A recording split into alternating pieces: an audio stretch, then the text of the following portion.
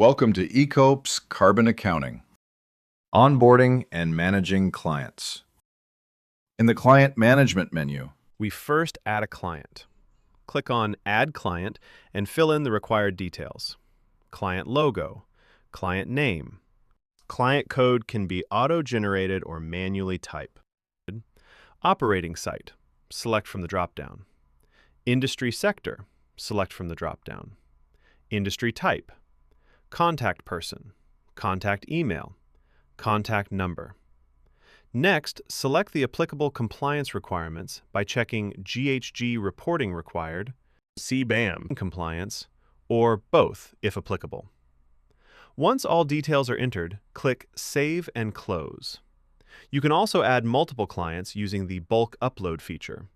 Click on Bulk Upload Client and download the Excel template. After downloading, fill in the required information such as client name, client code, site name, industry sector, industry type, GHG Reporting Required, CBAM compliance, contact person, contact email, contact mobile number. Client code is a feature which can be added if already existing in ERP or can be kept blank.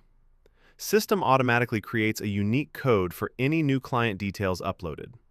Save the completed Excel file and upload it back into the system.